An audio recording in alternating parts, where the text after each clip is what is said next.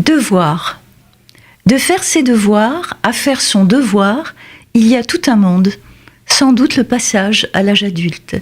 Dans un cas, dans le cadre de l'enfance, on revenait de l'école, cartable sur le dos.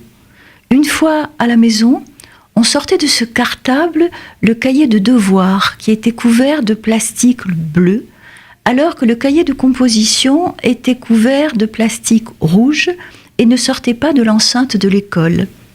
Après la cérémonie du goûter, que l'on faisait durer le plus longtemps possible, on se mettait au travail pour les devoirs du lendemain. Alors, on écrivait un moment, on s'interrompait pour rêver en suçant la pointe du stylo, on raturait, on gommait, on s'interrompait à nouveau pour une longue conférence au téléphone sur les problèmes du jour, d'ailleurs surtout les problèmes de maths, et l'on faisait pot commun en général de notre ignorance. Ensuite, on pouvait aller jouer avec le sentiment du devoir accompli, même si les devoirs, eux, avaient été bâclés.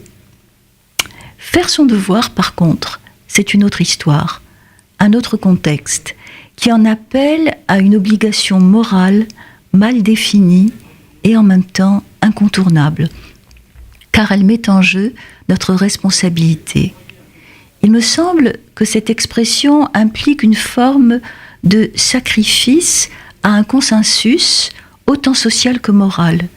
Il semblerait que faire son devoir soit l'exact antonyme de faire ce que l'on a envie de faire, ce qui nous plaît ou nous donne du plaisir. D'où le visage sublime et souffrant de celui qui fait son devoir. Ainsi, au cinéma, tel marié du XIXe siècle, homme d'honneur, qui fait son devoir en conduisant à l'hôtel la jeune fille compromise, en général pour le plus grand malheur de l'un et de l'autre. Enfin, ce mot est souvent évoqué dans une expression restrictive appartenant à un vocabulaire désormais un peu désuet. « Je n'ai fait que mon devoir », nous disent nos héros, ceux qui ont risqué leur vie pour sauver les autres.